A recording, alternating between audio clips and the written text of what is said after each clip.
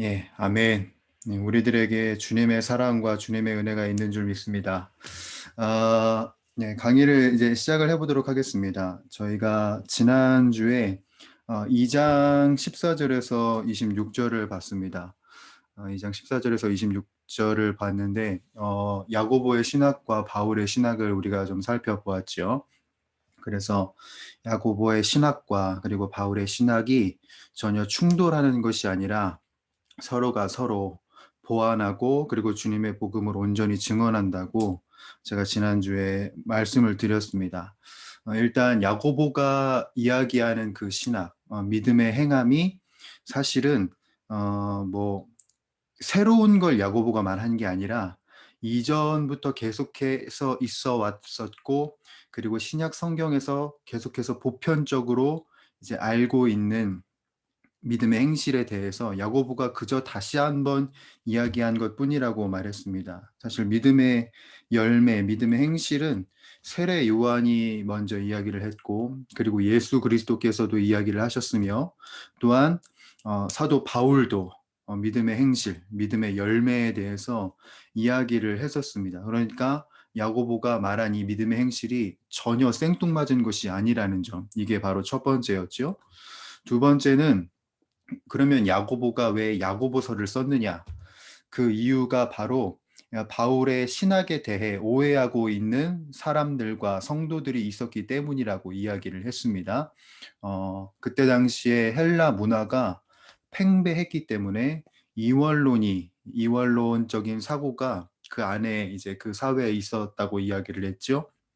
지적인 지적인 암과 그리고 육적인 행실, 이 두 가지가 철저히 이분법적으로 구분이 되어 있고, 지적으로 아는 것은 굉장히 좋은 일이고 선한 것이고, 육적인 것은 뭐 안 해도 그만인 그런 행동 양식에 이제 분리가 있었기 때문에 야고보가 그 부분을 이제 지적을 했다고 했습니다. 바울이 말했던 그 이신 칭의는 사실은 이제 지적인 암만 가지고선 되는 것이 아니라 주님께서 주신 그 은혜가 있기 때문에 우리도 이제 그에 합당한 빛의 자녀로서 이제 살아야 된다는 게 이제 바울의 바울 신학의 이제 메시지였는데, 그거를 이제 사람들이 오해를 하는 거죠. 오해를 하고 자신에게 편한 대로 이해를 하는 겁니다. 나 그거를 알고 있으면 돼. 주님께서 날 위해 돌아가셨고 주님께서 이제 우리에게 은혜 베푸시는 주라는 걸 알고만 있으면 돼. 이게 전혀 행동으로 오지 않는, 이 내가 가지고 있는 믿음이 전혀 내 삶과 내 행동에 전혀 적용이 되지 않는 그 모습에 대해서 지적을 하기 위해서 야고보서를 작성을 했다고 했지요. 그리고 마지막으로 야고보의 신학과 그리고 바울의 신학의 차이, 이 차이가 어디였냐면 바로 시작점, 이게 그 포인트가 다르다고 했습니다. 바울은 철저하게 하나님과 그리고 사람의 관계가 시작되는 그 부분, 하나님과 사람이 온전한 관계를 시작함에 있어서 사람에게 뭐 어떤 가능성 때문에 그 관계가 시작되는 것이 아니라 철저하게 하나님의 은혜와 하나님의 사랑과 하나님의 붙드심에 의해서 진행된다는 점, 이 점을 굉장히 많이 강조를 했다고 했고요.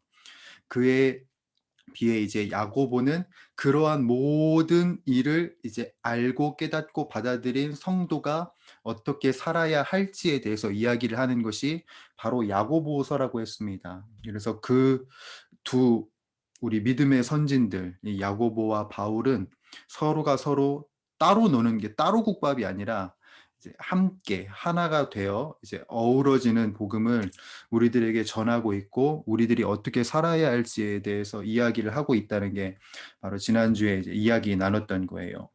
그래서 야고보가 이제 무엇을 말했죠? 우리가 행함이 없는 믿음은 죽은 것이다. 행함이 없는 믿음은 죽은 것이다. 행함과 믿음이 따로따로 갈 수 있는 것이 아니라, 신앙인이라면 행함도 붙잡고 믿음도 붙잡아야 하는, 양자택일이 아니라 양자 모두를 다 붙잡아야 하는 것이 바로 신앙인의 모습이 되어야 한다는 것을 강조를 하고 그리고 이야기를 했습니다. 그래서 2장 26절에서는 어떻게 마무리를 하냐면, 영혼 없는 몸이 죽은 것 같이 행함이 없는 믿음은 죽은 것이니라. 철저하게 우리들의 삶과 우리들의 행동이 믿음을 근거한 하나님의 은혜를 받은 그 믿음에 근거한 행동과 모습이 우리들에게 나타나야 한다는 것으로 2장이 마무리가 됩니다. 이제 여기에서 이제 3장이 시작이 되죠. 이제 3장을 보시게 되면은 이렇게 시작을 합니다. 1절에 내 형제들아 너희는 선생된 우리가 더 큰 심판을 받을 줄 알고 선생이 많이 되지 말라라고 이야기를 합니다. 아니 뭐 행함이 없는 믿음은 죽은 것이다라고 이야기를 하고서 왜 갑자기 생뚱맞게 선생이 나오냐라고 생각을 하실 수도 있는데 사실 선생은 뭡니까? 교사는 그 누구보다도 믿음과 행실이 동일해야 되고 믿음의 본을 보여야 되는 게 선생인 겁니다. 그렇죠? 바로 그것이 선생이지 않겠어요? 근데 그러니까 이 3장 1절이 선생으로 시작하는 게 전혀 어색하지 않은 것이고, 그리고 이 선생으로 교사로 시작한다는 점은 그때 당시에 뭔가 어떠한 문제가 있었기 때문에 이것을 분명히 지적하고 넘어갈 수밖에 없는 그런 시대적인 상황과 그리고 신앙적인 상황이 있었다는 것을 우리들은 염두를 해둬야 됩니다. 특히나 이게 헬라어로 보게 되면 이 3장 1절이 되게 재미있어요. 왜 재미있냐면 여러분 보시면은 이 3장 1절이 어떤 걸로 시작을 하고 있냐면 바로 안 넘어가네요. 네. 열심히 만들었는데 왜 안 넘어가지? 네. 네, 요걸로 시작합니다. 매로 시작을 합니다. 매. 이게 뭐냐면 아니, 아니, 부정사입니다. 부정사. 그러니까 지금 우리 한국어로 보게 되면은 내 형제들아 되게 이제 점잖게 내 형제들아 너희는 뭐 이렇게 시작을 하고 있는데 사실 헬라어로 보게 되면은 아니가 먼저 나오고 있는 거예요. 아니 안 돼. 아니 그러면 안 돼. 가 먼저 나오고 있는 거예요. 그러니까 이게 무슨 말이냐면 지금 교회 내에 스스로 선생이 교사가 되려고 하는 사람들이 많아지고 있는 시점이에요. 지금. 그리고 교사가 되려고 스스로 막 부단히 노력을 하고 있는 사람들이 많아지는 그 시점에 이 상황을 바로 제재하려고 하는 야고보의 단호함이 있는 거예요. 그래서 아니, 아니야, 안 돼. 라고 시작을 하고 있는 것이죠. 그래서 헬라어로 보게 되면은 메톨로이 디다스칼로이 기네스데라고 이렇게 뭐 이렇게 돼 있는데 네, 뭐 다 읽으실 거는 없고 여튼 안 돼. 안 돼로 시작하고 있다는 거죠. 다급한 거예요, 지금. 아. 자, 그러면 그 당시에 좀 교사에 대해서 좀 이야기를 좀 나눠보겠습니다. 그 당시에 교사는요, 굉장히 중요한 위치의 인물이었어요. 어, 안디옥 교회에서는요, 교사가 선지자와 동급으로 취급되었습니다. 지금 제가 말씀을 먼저 띄워드렸는데, 보시게 되면 사도행전 13장 1절에는 안디옥 교회에 선지자들과 교사들이 있었다고 합니다. 그러니까 즉 성도를 가르친 그룹이 선지자와 교사 이 두 부류가 이제 있어서 이들을 가르쳤다라는 겁니다. 선지자와 교사가 이제 동급이라는 것이죠. 거기에 이제 사도 바울이 은사를 가지고 있는 사람들의 명단을 쓴 게 있잖아요. 그렇죠? 그 명단을 이제 보시게 되면은 어떻게 기록되어 있냐? 고린도전서 12장 28절에 제가 PPT에 올려놨어요. 자, 하나님이 교회 중에 몇을 세우셨으니 첫째는 사도요, 둘째는 선지자요, 셋째는 교사요. 자, 교사가 몇 번째죠? 세 번째입니다. 교사가 세 번째예요. 그러니까 사도, 선지자 다음으로 중요한 게 교사예요. 근데 저는 참 이게 재밌었던 게 뭐였냐면 이 교사가 능력을 행하는 사람보다 더 앞서고 병 고치는 은사보다 더 앞서요. 그러니까 우리가 일반적으로 생각했을 때 기적과 이적과 치유를 하는 것이 먼저인 것 같은데 사실은 정말 중요한 건 뭐였냐면은 잘 알려주고 잘 가르쳐주고 잘 제시해주는 것이 우선이었다는 거예요. 예. 이래서 교사들은 굉장히 중요한 위치에 있었어요. 사실 사도들과 선지자들은 항상 여행을 하죠. 왜 여행을 하냐면 그들의 활동 무대가 어떤 교회에 국한되어 있지 않기 때문에 그래요. 교회가 있는 곳이면 어디든지 그들이 가서 사도들은 이제 자신이 본 예수 그리스도와 자신이 직접 받은 그 가르침에 대해서 전해야 할 사명이 있었어요. 선지자도 뭐 마찬가지고요. 그래서 그들은 뭐 어떤 한 교회에 오래 머물지 않고 곳곳을 돌아다녔습니다. 여행을 했어요. 근데 교사는 어때요, 여러분? 교사는 교회 안에 있어요. 그러니까 한 교회 안에 있다는 거예요. 그 교회 안에서 일하면서 그 교회에서 뭘 하냐? 기독교로 개종한 사람들이 있을 거 아니에요. 그러니까 나는 예수를 믿어보고 싶다. 나는 예수를 알고 싶다. 이런 사람이 있을 거 아니에요. 그런 개종한 사람들을 어떻게 하냐면 복음으로 교육을 하는 거예요. 복음으로 교육하고 그리고 그들의 삶이 이제 신앙으로 잘 설 수 있도록 교화하는 임무를 맡았어요. 그러니까 얼마나 중요해요. 새신자를 맡은 거예요. 새신자를 맡아서 이 새신자를 잘 키워내는 역할을 한 게 바로 교사라고요. 그러니까 우리 여기 새가족부 혹시 계신지 모르겠는데 아주 중요한 위치에 있으신 거예요, 정말. 한 사람을 잘 키워내고 한 사람을 잘 품어내는 그 역할을 지금 하고 계신 거예요.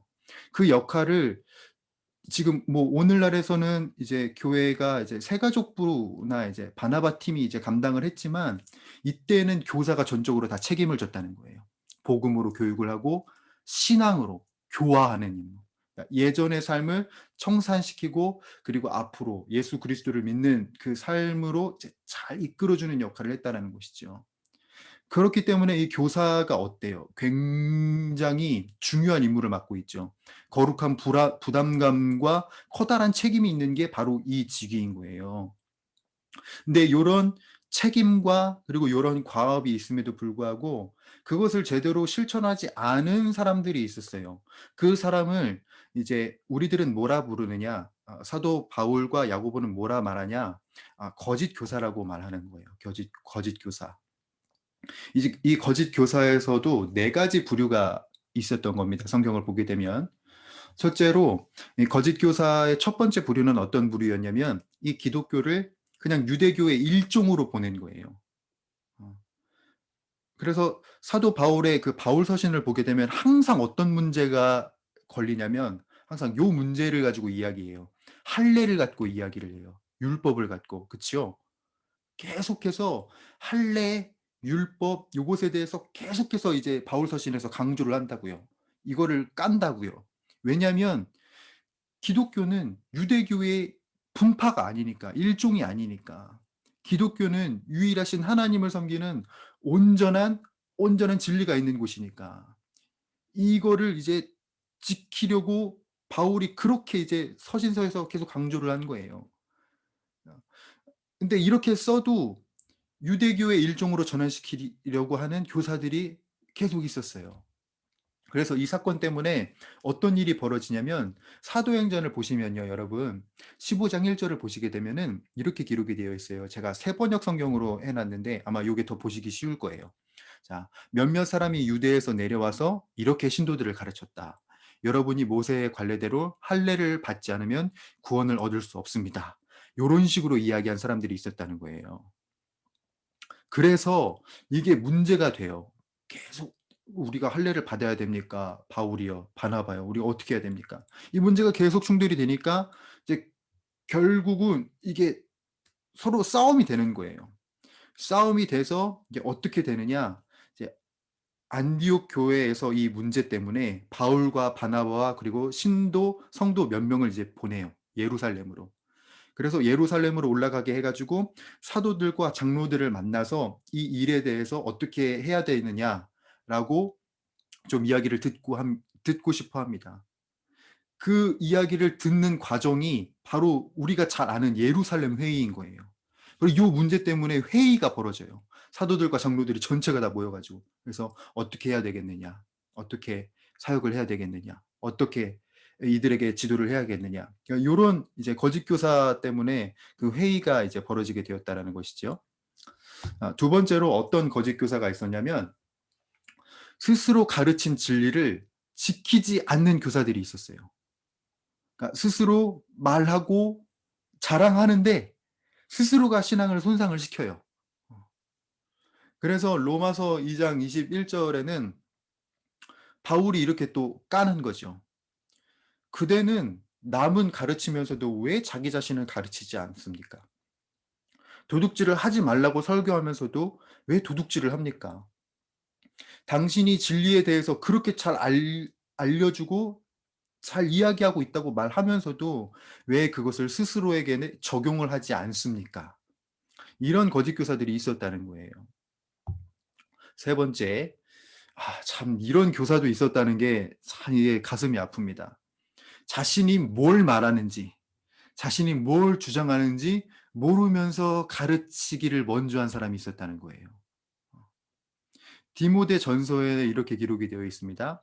사실은 자기들이 무엇을 말하고 있는지 또는 무엇을 주장하고 있는지도 알지 못합니다. 교사로 있는데 자신이 뭘 말하는지 모르고 있는 거예요. 근데 그냥 자신이 체험하고 자신이 경험한 그 뭐 아무 신앙의 그 아무 자신의 그 믿음이 신앙에 아무것도 적용되지 않은 상태에서 가르치기만 먼저 한 사람들이 있다라는 거예요. 참 이게 안타까운 것이죠. 마지막으로 어떤 사람이 있었냐? 군중들의 악한 욕망을 선동하는 거짓 교사들이 있었다는 거예요. 자, 사람들이 듣고 싶어 하는 메시지를 전해주는 사람. 사람들이 달콤하게 느끼는 메시지를 전해주는 사람. 그것으로 인해서 자신의 세력을 구축하는 사람.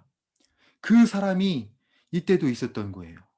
지금에만 있었던 게 아니라 그때도 군중들의 그 욕망을 분명한 메시지, 그 날카로운 메시지를 전해야 됨에도 불구하고 달콤한 말을 말하면서 이제 자신의 편으로 이제 꼬드기는 그런 안타까운 일들이 바로 이 안에 있었다라는 거예요.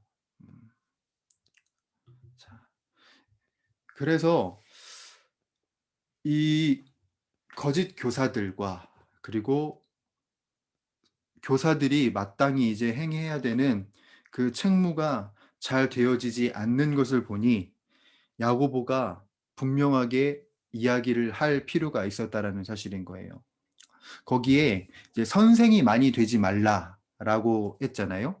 1절에 선생이 많이 되지 말라. 요거는 그때의 그 사회적 분위기와 그리고 교회 분위기를 우리가 좀 알 필요가 있는데 이 1절의 타겟은 사실 교사에게만 있는 건 아니에요. 제가 처음에 말했던 것처럼 스스로 선생이 되려고 하고 교사가 되려고 하는 사람들을 향한 초점이 있기도 해요. 자, 그때 당시에 사도들 외에 이제 교사들이 예수님에 대해 듣고 보고 이제 가르침 받았던 것을 이제 전했잖아요. 근데 여기에서 문제가 되는 게 뭐냐면 교사가 예수 그리스도를 체험하고 들어온 그 말씀에 대해 어떤 사람은 의구심을 표출하기도 한다는 거예요.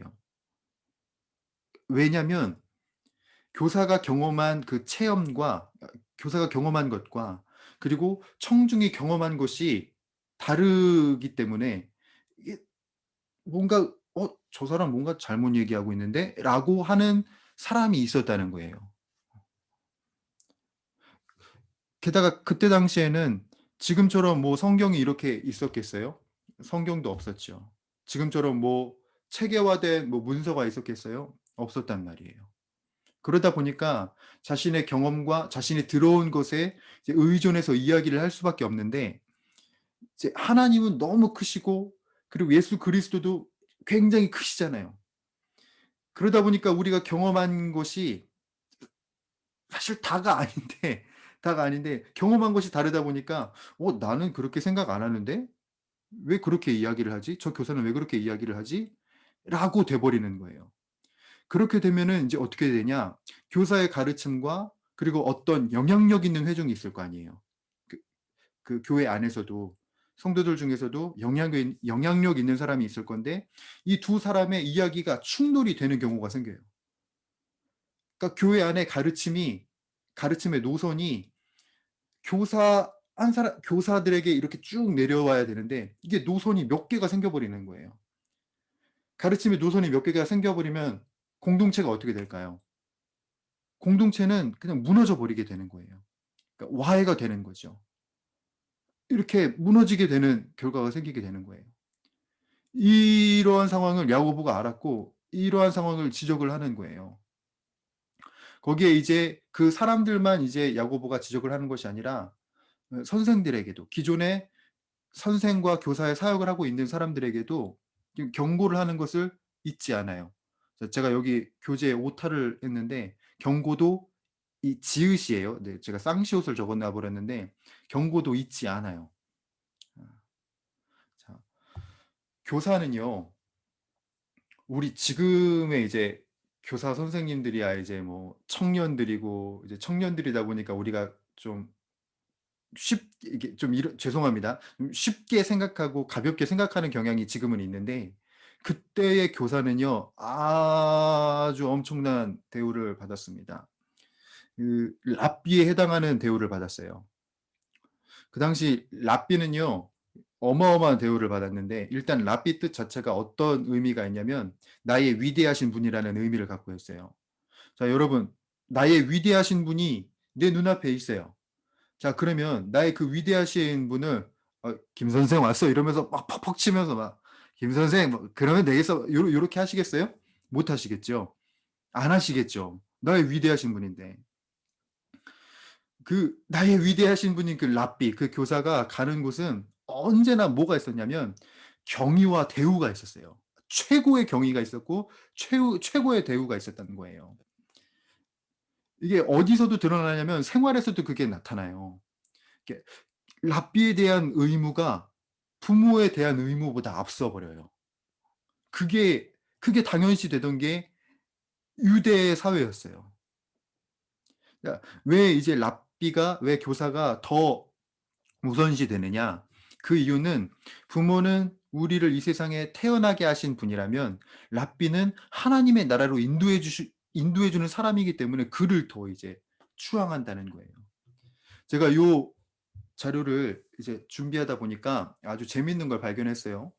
자, 만일 어떤 사람의 부모와 그리고 랍비가 적에게 포로가 되었다고 합시다. 그러면 여러분들은 누구를 먼저 구하시겠어요? 이렇게 질문을 하면은 여러분들은 어 일단 생각을 하시잖아요. 그쵸? 생각을 안 하시는군요. 네.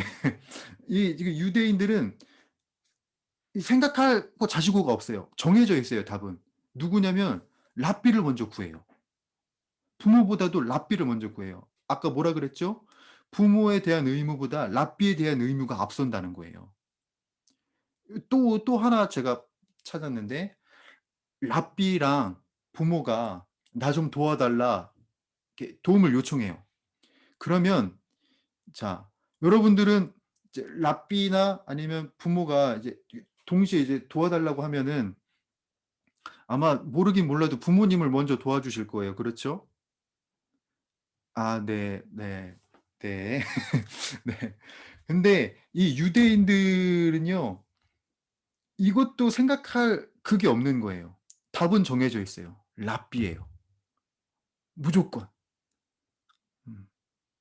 그래서 이 랍비는요, 부모보다도 먼저 우선시 받았고, 그리고 그들 이 유대 사회 자체 내의 이 랍비라는 것은 나의 위대하신 분이기 때문에, 나의 위대하신 분이기 때문에 그를 섬기는 것이 경건한 것이고, 그리고 공적인 사역이라고 생각을 했어요. 이 종교성이 강한 이스라엘 민족이에요. 하나님을 정말 전심으로 섬기는 그런 종교성이 있는 이스라엘이란 말이에요. 그 이스라엘이 이 랍비를 얼마나 잘 섬겼겠어요. 그렇지 않아요? 아주 지극정성으로 이제 섬겼을 거란 말이죠. 이게 사실 이 부분이 예전 우리 한국 교회랑 좀 닮은 면이 있어요. 어, 제가 이제 전도사를 시작한 게 2009년인데, 그때 교육 전도사 때 시골 교회에서 제가 사역을 했어요. 시골 교회에서 사역을 했는데, 그때 이제 권사님들이랑 그리고 장로님들이 저 교육 전도사고 이제 군대 막 전역하고 와 가지고 20몇 살밖에 안 되는데도 불구하고 "아이고 전도사님 막 오셨어요." 막 이러면서 너무 막 죄송스럽게 제가 "아유, 아유 네네네." 막 이러면서 막 인사하고, 그리고 제가 집이 좀 멀어 가지고 권사님 댁에서 이제 잘 일들이 많았어요. 그러면 항상 우리 권사님이 이제 이불을 착 깔아 가지고 빳빳하게 이제 깔아 가지고 "전도사님 제가 따뜻하게 이불 데펴 놨다고. 씻고 싶으시면은 저 들어가 있을 테니까 마음껏 씻으시라고." 그러시면서 막 지극정성으로 저를 대해 주셨던 게 너무 생각이 나요. 그러니까 이 모습이 일개 전도사한테 하는 그 모습이 이 이스라엘에서는 얼마나 더 컸겠냐는 거예요. 랍비를 향한 그 정성과 랍비를 향한 그 경의와 그 존경과 그 섬김이 더했으면 더했지 덜하지는 않았을 거예요. 그러다 보니 이제 어떤 일이 발생할까요? 그러니까 사람이 계속해서 대우를 받고 그 자신을 막 이렇게 세워 주면은 어떻게 되느냐? 이 어깨가 이만큼 올라가는 거예요. 어깨가 이만큼 올라가 갖고 예 폭군이 돼 버리는 거죠, 자신의 맘대로. 그리고 내가 추종을 받고 내가 찬사를 받는 건 당연하고 그거를 이제 즐기는 사람이 되어 버리고, 내 말 한마디면은 사람들이 "아이고 네 맞습니다. 그렇습니다." 이렇게 막 고개를 막 읊조리고 막 그러니까 이제 독선가가 돼 버리는 거예요. 내가 어떤 말을 하더라도 이제 '이 사람들은 나를 존경해.' 이러니까 독선가가 되는 거예요. 그래서 이제 예수님께서는 이 랍비들과 그리고 그 선생들을 굉장히 많이 지적을 하셨죠. 어.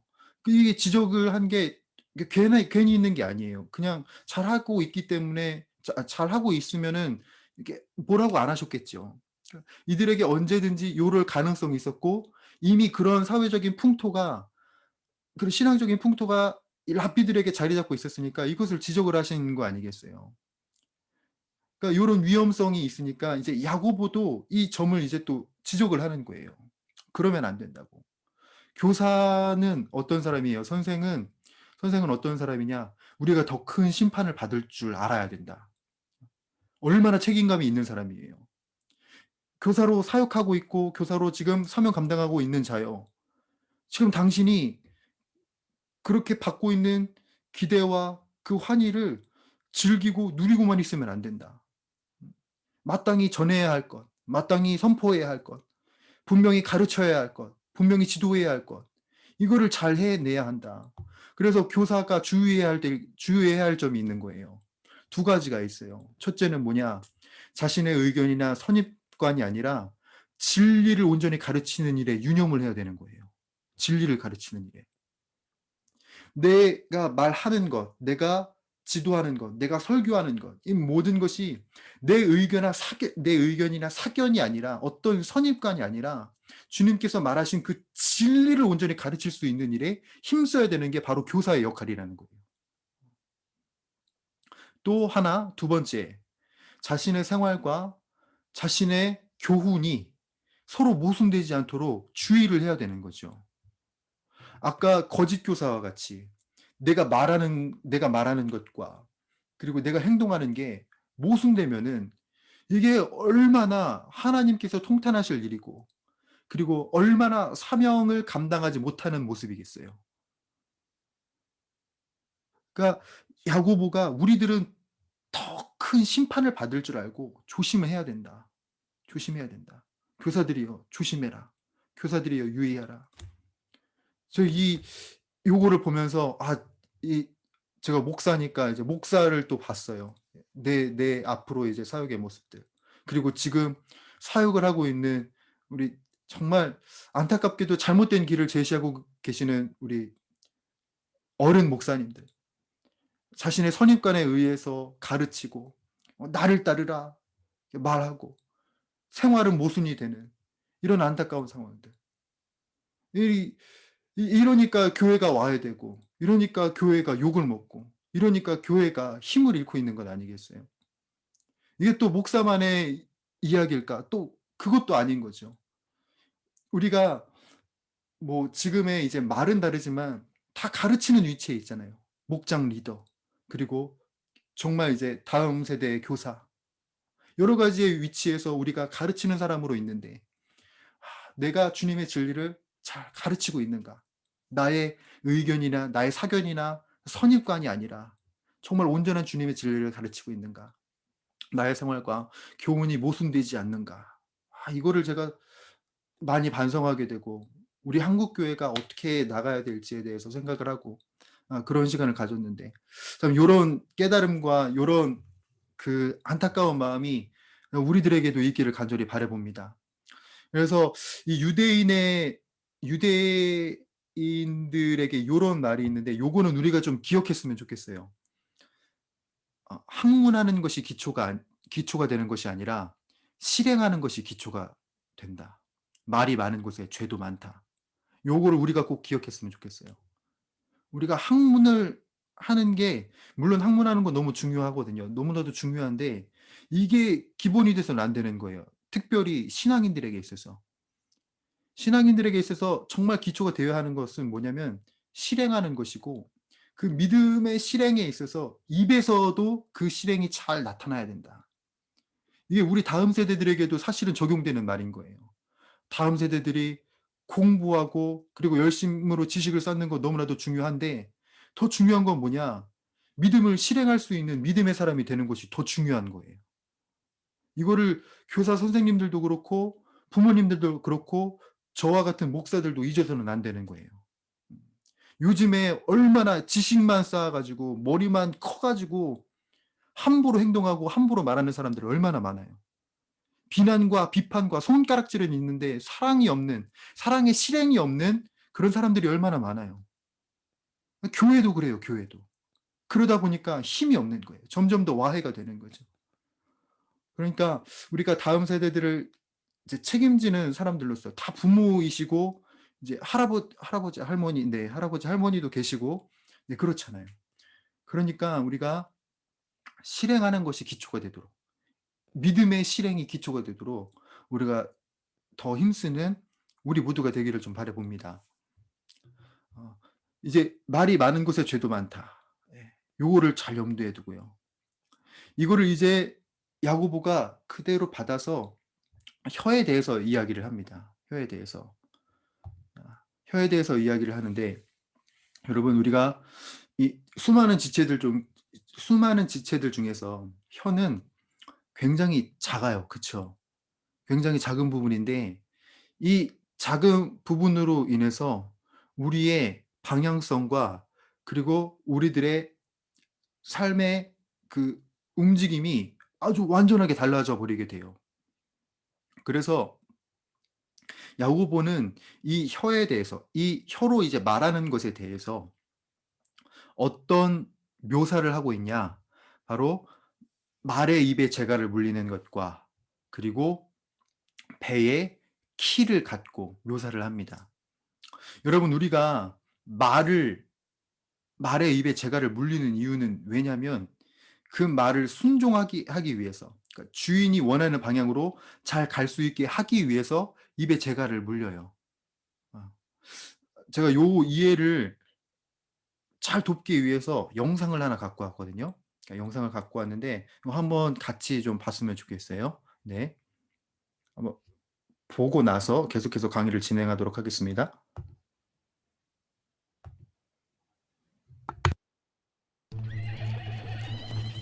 말은 아주 빠르고 공격적인 동물. 인간은 이런 말을 가축으로 길들였습니다. 길들인 순간부터 말 타는 걸 배우기 시작했습니다.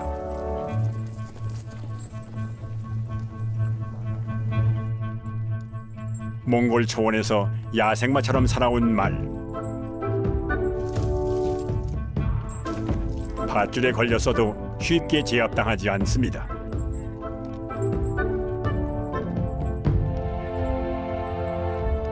말을 길들이는 건 힘으로 드는 게 아닙니다.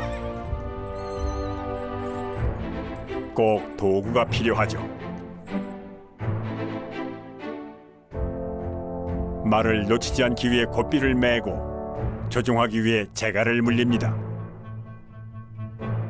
나 또 барьж авах дээр нь тэгэл хөөжрөөл хашаараа оруулж агаад тэгэл барьж аваад ногтлол хазаарлал тэгэл имэйлэл тэгэл мордонда.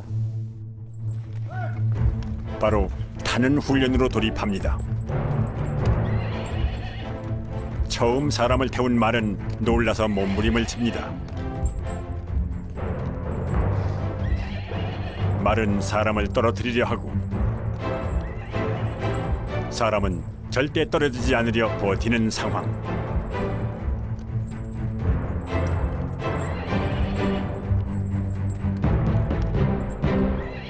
결국 고삐를 움켜쥔 인간이 승리하게 되죠.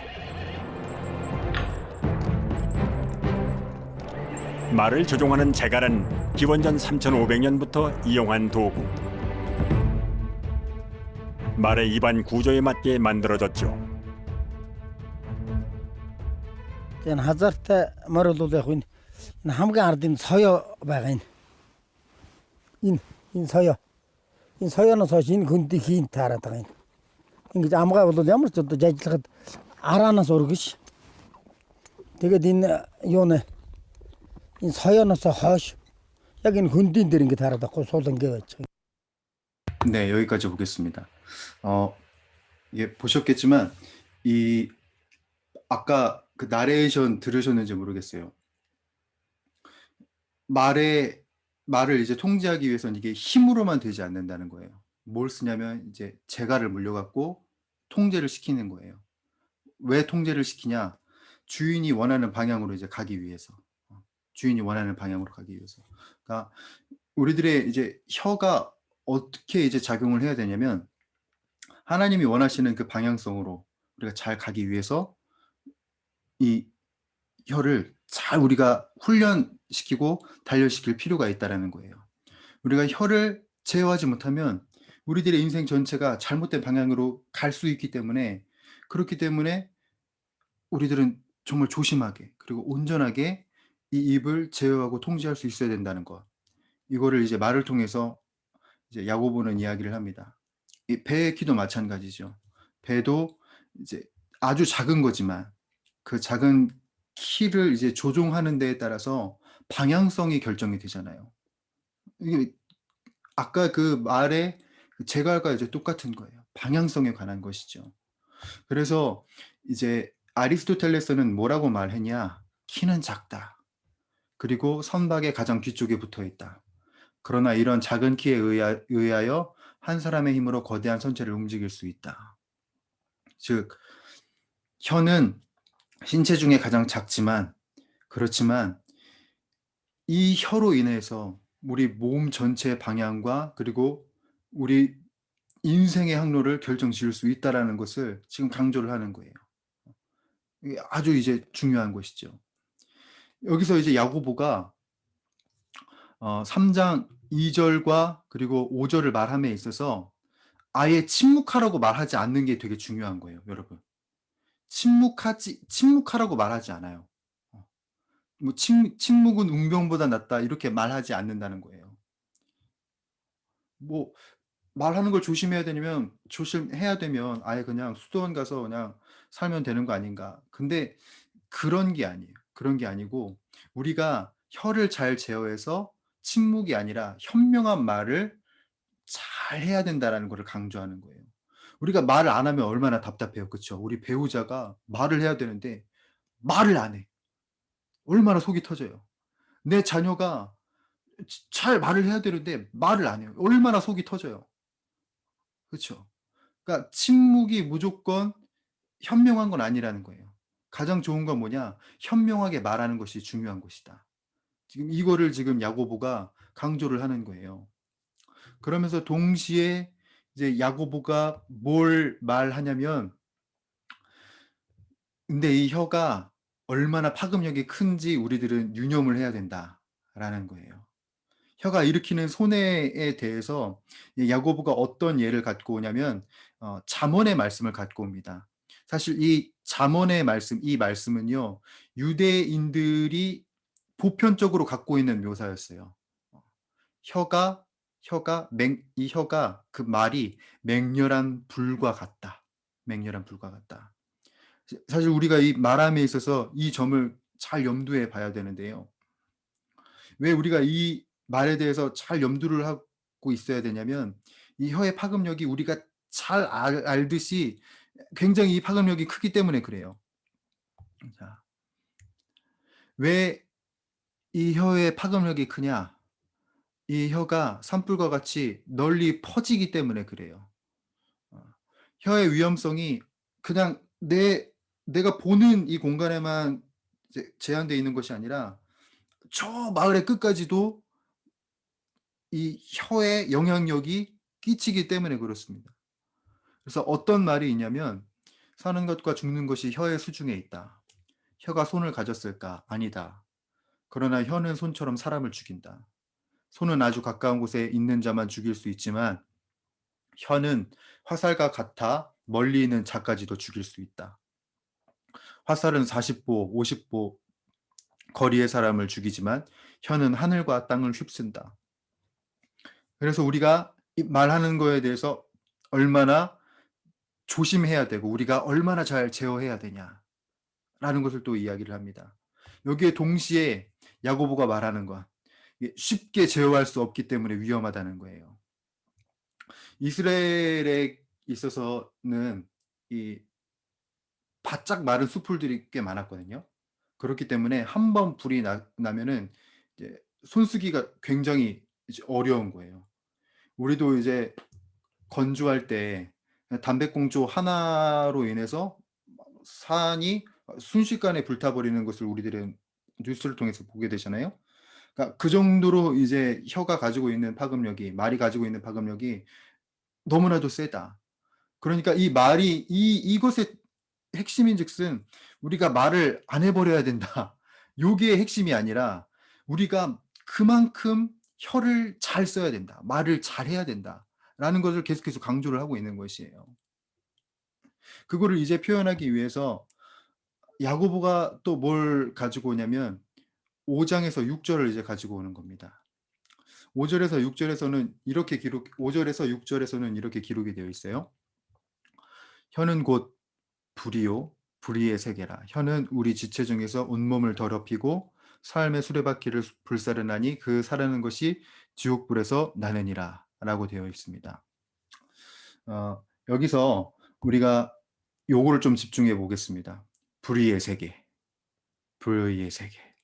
자, 이거를 헬라어로 보게 되면은 호 코스모스 아디키아스라고 되어 있거든요. 여기 중에서 우리가 코스모스를 좀 볼 거예요.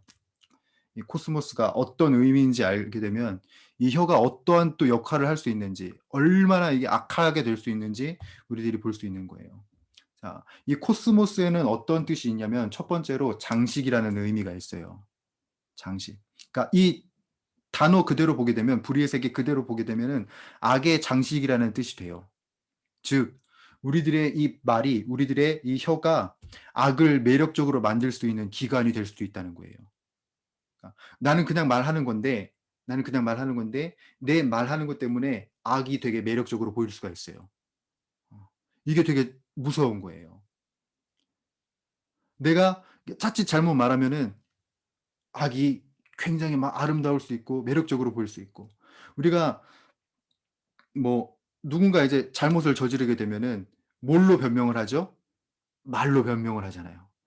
아주 청산유수처럼 말하는 사람은 그 악을 버린 게 굉장히 당연하고 매력적인 것처럼 이제 이야기를 해요. 이제 요즘으로 이제 말하게 되면은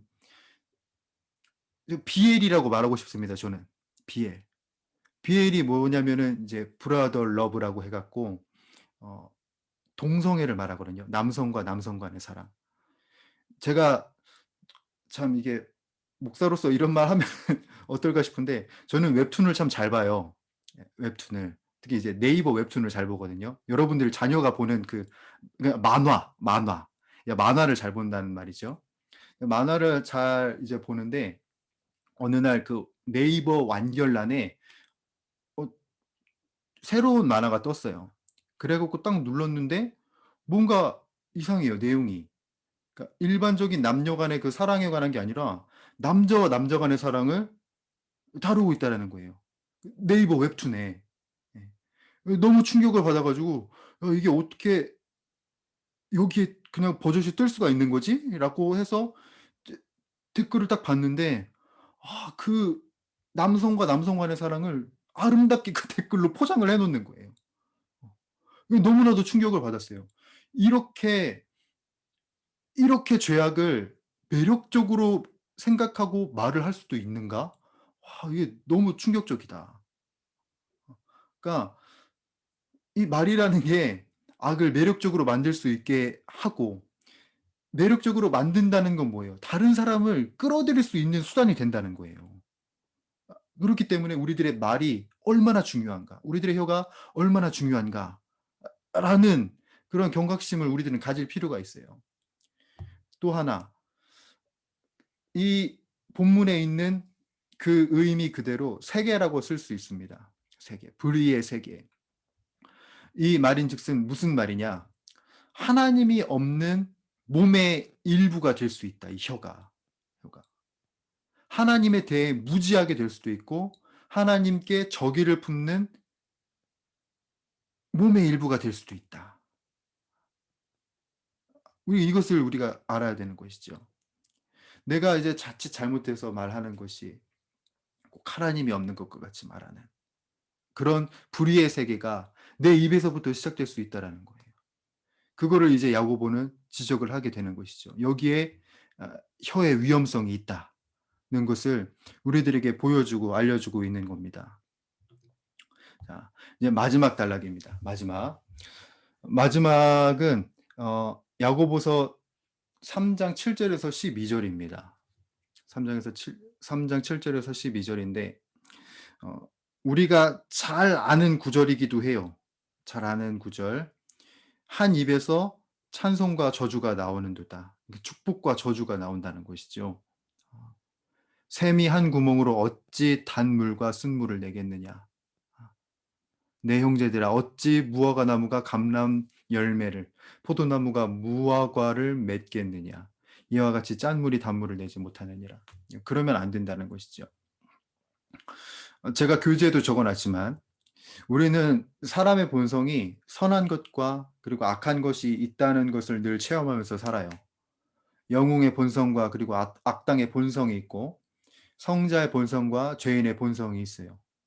이러한 모순이 어디에서 잘 드러나냐면 우리의 혀에서, 우리들의 말에서 아주 분명하게 나타나고 있는 것을 야고보가 말을 합니다. 우리가 혀로서 하나님을 찬미한다, 찬송을 한다고 이야기를 하죠. 이제 야고보가 이제 적어놨단 말이에요. 이게 사실 유대인들에게 있어서는 잘 이제 이해가 되는 거예요. 왜냐하면 유대인은 하나님의 이름이 불리울 때 언제나 하나님을 찬송할지어다 라고 응답을 하거든요. 그리고 경건한 유대인은 하루에 3번씩 찬미문을 이제 불러요.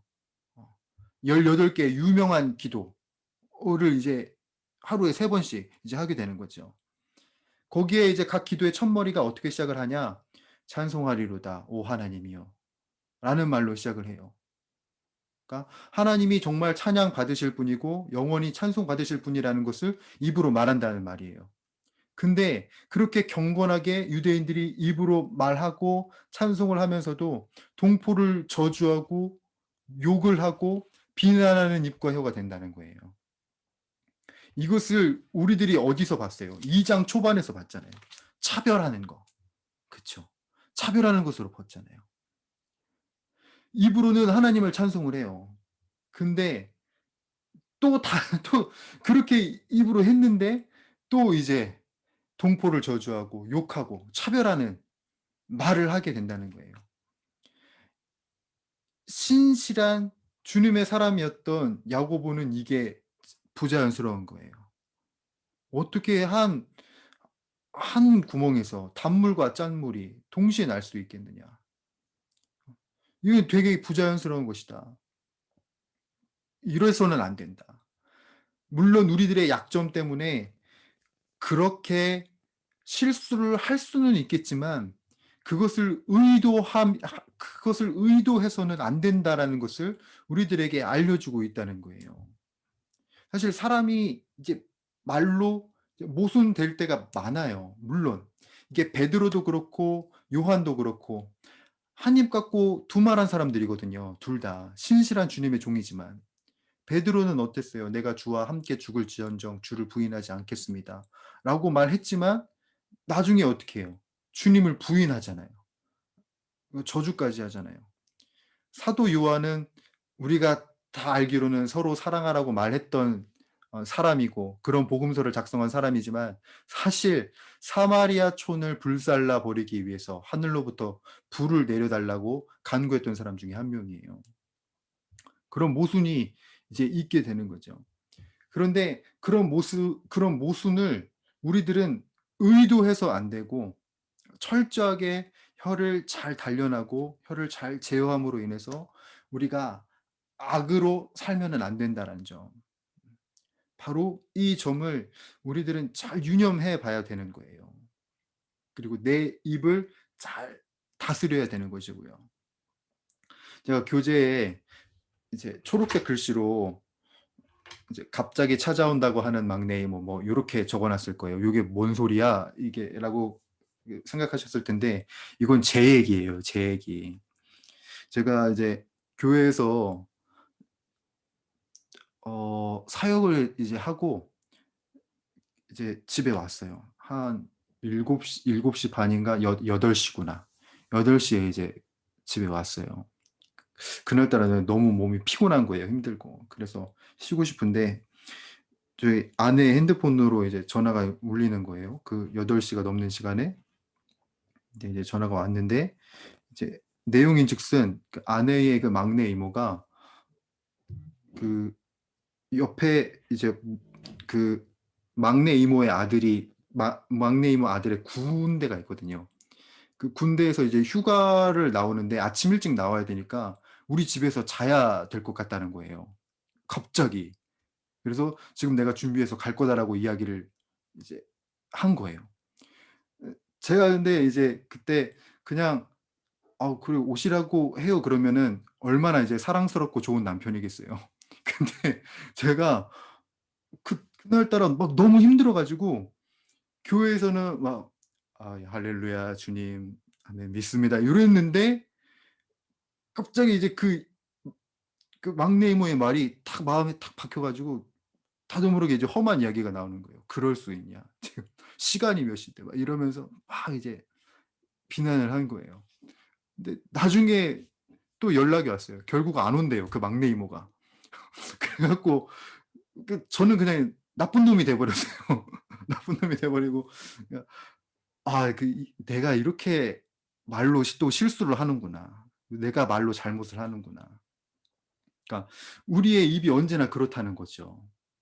언제나 이제 여기서는 축복의 말을 하고 그렇게 좋은 사람일 수 없는데 여기서는 또 이제 다른 말하고 욕하고 비난하고. 그러니까 야고보는 이제 그런 거예요. 그러면 되겠냐. 하나님을 찬미한다고 했던 사람이 교회와 집에 말과 행동이 달라서야 되겠냐. 이 요거를 우리들에게 지금 경각심을 주고 있는 것이죠. 요게 요게 이제 사회에서도 아주 잘 적용이 되고 그리고 우리가 흔히 볼 수 있는 것이라고 생각을 해요. 그래서 제가 이것도 지금 영상을 하나 준비했는데 요거 보고 제가 마무리로 이제 강의 마무리하도록 하겠습니다.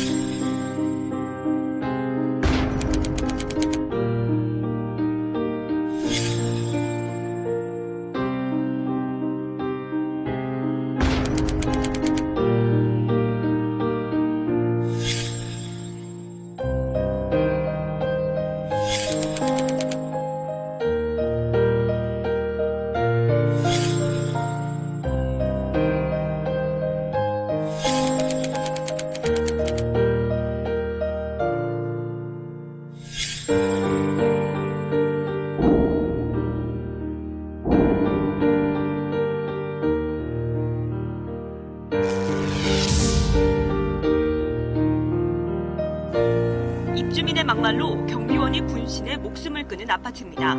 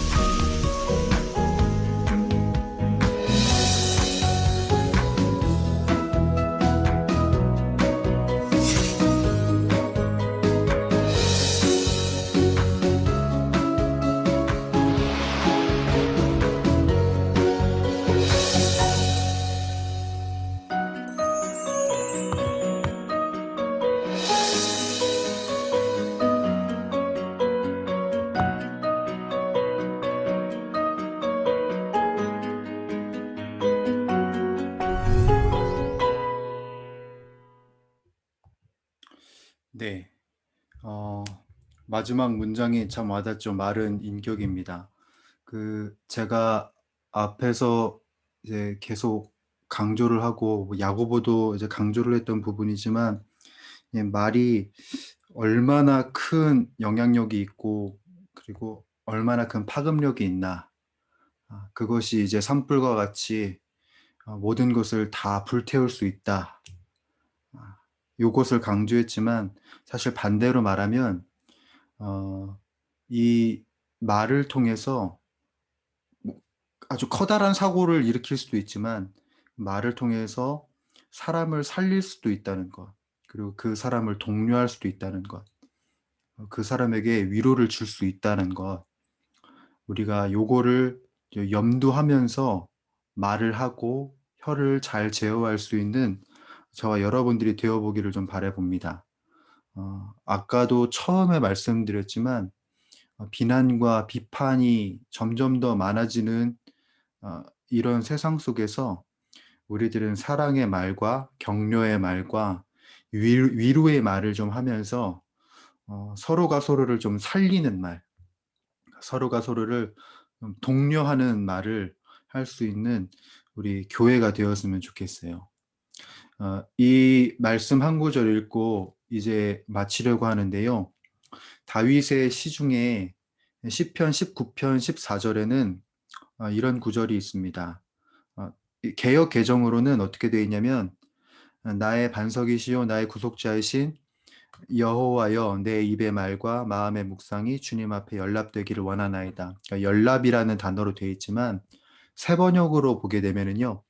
어떻게 기록되어 있냐면 내 입의 말과 내 마음의 생각이 언제나 주님의 마음에 들기를 바랍니다라고 되어 있습니다.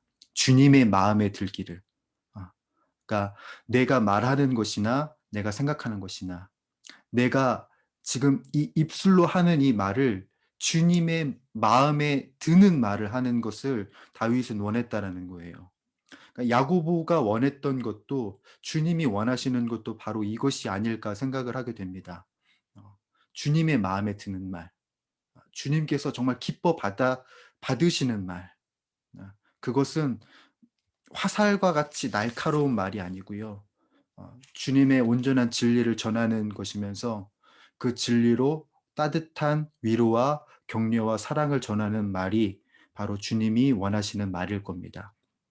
우리 홍익교회의 모든 권속들이 혀를 잘 써서 말을 잘 사용해서 그렇게 목장을 살리고 가정도 살리고 교회도 살리고 그리고 우리 나라를 살릴 수 있는 믿음의 선두주자가 다 되시기를 바라봅니다. 그리고 저도 그렇게 쓰임 받기를 원하고요. 예, 기도하겠습니다. 하나님 아버지, 오늘 야고보서의 말씀을 가지고 우리가 어떻게 말해야 할지, 우리가 어떤 입을, 어떤 혀를, 어떤 말을 품고 살아야 되는지 지금 다시 한 번 더 깨닫게 되었습니다. 주님, 다윗의 고백처럼 우리가 언제나 주님의 마음에 들기를 원합니다. 내 입의 말과 내 마음이 언제나 주님의 마음에 들기를 원합니다.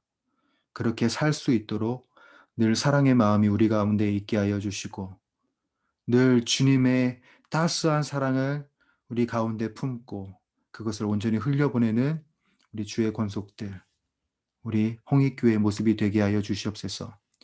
홍익교회의 이름처럼 널리 세상을 이롭게 하게 하여 주시옵고, 그것이 우리들의 말에서부터 시작되는 은혜가 있게 하여 주시옵소서. 깊은 밤 하나님의 말씀을 듣고자, 하나님의 말씀을 받고자 이 자리에 나온 우리 모든 주의 권속들을 축복합니다. 하나님의 은혜로 말미암아 늘 번성하게 하시고 온전케 하여 주시고 흥왕하게 하시고 승리하게 하여 주시옵소서. 깊은 밤입니다. 하나님, 우리들에게 단잠을 허락하여 주시옵고 오늘도 하나님의 그 품 안에서 안식을 누리는 귀한 밤이 될 수 있도록 주여 도와주시옵소서. 이 모든 말씀 우리 주 예수 그리스도의 이름으로 간절히 기도드리옵나이다. 아멘. 네, 모두 감사드리고요. 좋은 밤, 깊은 밤, 그리고 평화로운 밤 되시기를 바랍니다.